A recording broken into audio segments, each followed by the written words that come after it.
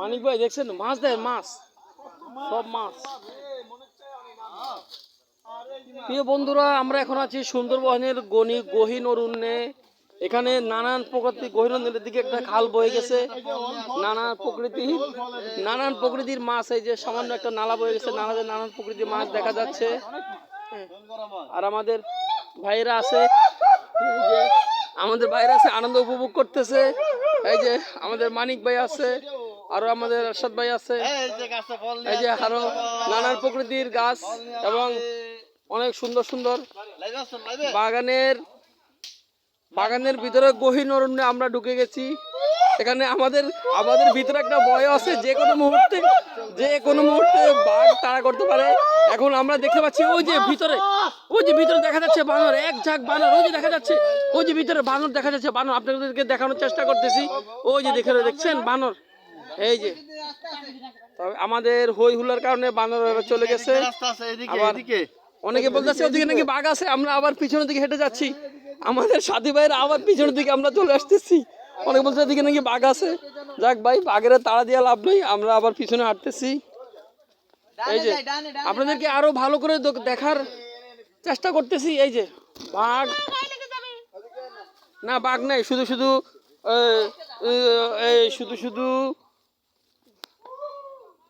নিজেরা হই হুল্লা করে মজা করতেছি।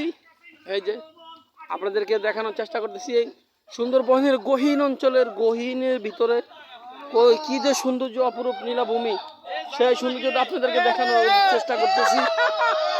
প্রিয় ভাইয়েরা, এই যে বাঘ পাওয়া গেছে, রয়্যাল বেঙ্গল টাইগার, এই যে রয়্যাল বেঙ্গল টাইগার, একটা বাঘ পাওয়া গেছে।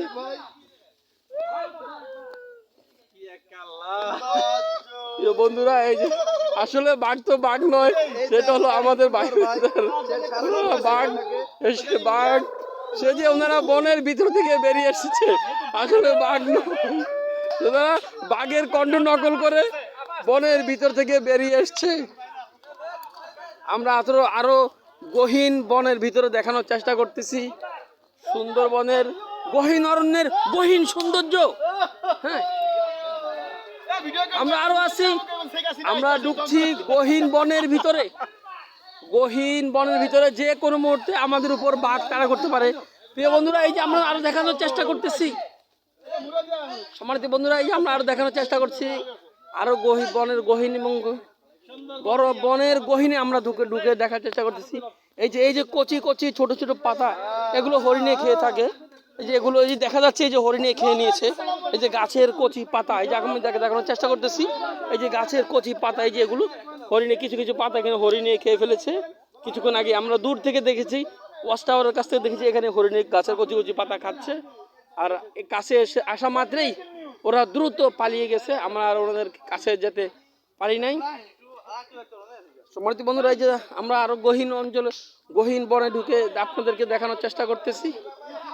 এই যে বাংলাদেশের বৃহত্তম বন, যাকে আমরা সুন্দরবন বলে নামে চিনি এবং জানি, সেই সৌন্দর্য বনের প্রাকৃতিক লীলাভূমি, এতই যে সৌন্দর্য আপনারা না আসলে দেখতে পারবেন না।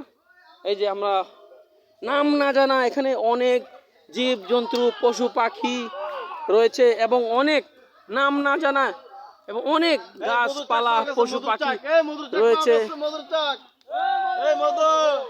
আমরা চেষ্টা করতেছি আপনাদেরকে সুন্দরবনের গহীন সৌন্দর্য দেখানোর জন্য।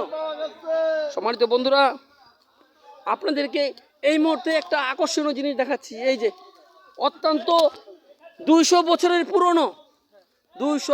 পুরনো একটা গাছ দেখাচ্ছি আপনাদেরকে।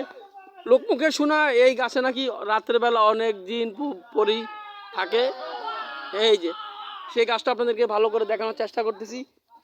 শুনলাম এই গাছে নাকি রাতের বেলা সন্ধ্যা হলেই নাকি জিন ভূতের আস্তানা এই গাছের থাকে। প্রিয় বন্ধুরা, গহীন জঙ্গলে আপনাদেরকে দেখানোর চেষ্টা করতেছি। আমাদের সাথে আছে এই যে মানিক ভাই। মানিক ভাই এখন আসি আমরা বনের ভিতরে সুন্দরবনের ভিতরে। উনি সুন্দরবনের সৌন্দর্যটাকে খুব সুন্দরভাবে উপভোগ করতেছে এবং উনি সুন্দরবনের নাম না জানা একটি গাছের ঢাল ভেঙে ফেলেছে এবং নাম না জানা গাছ থেকে একটি ফল নিয়েছে। কিন্তু এই ফল কি আদৌ খাওয়া যাবে? এই ফল কি আদৌ খাওয়া যাবে, নাকি এই ফল কি শুধু বনের পশু পাখিরাই খায়, নাকি মানুষেরও খায়, আমাদের জানা নাই।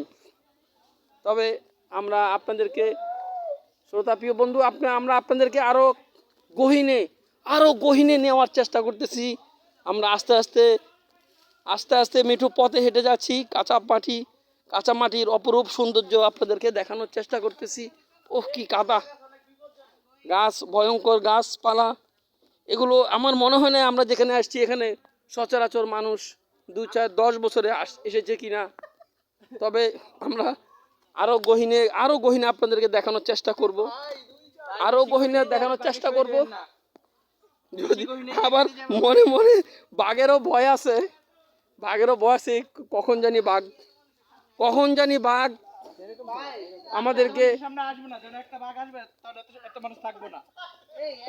বাঘ আমাদেরকে শিকার করে ফেলে। তারপরও খুব দূরে আর না যাই। বাঘ অনেকের মুখে শুনতেছি বাঘ নাকি তাড়া করে। তবে আমরা অনেকের মুখে শুনতেছি আর ভিতরে যাওয়া যাবে না, কারণ ওখানে বাঘ থাকতে পারে। আমরা আর ভিতরে যাব না। এই যে আমরা আপনাদের আরেকটা জিনিস দেখাচ্ছি। এই যে হরিণ কিছুক্ষণ আগে এখানে ছিল। এই যে হরিণের ছোট ছোট পাও, এই যে পায়ের ছাপ স্পষ্ট দেখা যাচ্ছে। হরিণের ছোট ছোট পাও আমি একটু জুম করে যদি দেখানোর চেষ্টা করি, এই যে দেখেন হরিণের ছোট ছোট পায়ের ছাপ। এই যে আবার এই যে বাঘ, এই যে রয়্যাল বেঙ্গল টাইগার, এই যে সুন্দরবনের সুন্দর রয়্যাল বেঙ্গল টাইগারের পায়ের ছাপ আপনাদেরকে দেখানোর চেষ্টা করতেছি। এই যে রয়্যাল বেঙ্গল টাইগার, এই যে একটা পায়ের ছাপ দেখেছেন, একটা পায়ের ছাপ। আপনাদেরকে আরো দেখানোর চেষ্টা করতে ভাই, শুনলাম নাকি ওদিকে আর যাওয়া যাবে না, লাল সংকেত দেওয়া আছে। আমাদের বন বিভাগ কর্মকর্তাদের লাল সংকেত দেওয়া আছে, ভিতরে আর যাওয়া যাবে না। ওখানে অসংখ্য রয়্যাল বেঙ্গল টাইগার থাকতে পারে, যে কোনো মুহূর্তে আমাদের উপর হামলা করতে পারে। তাই আমাদের এই ক্লিপটা আজকে এখানে শেষ করছি। আল্লাহ হাফেজ।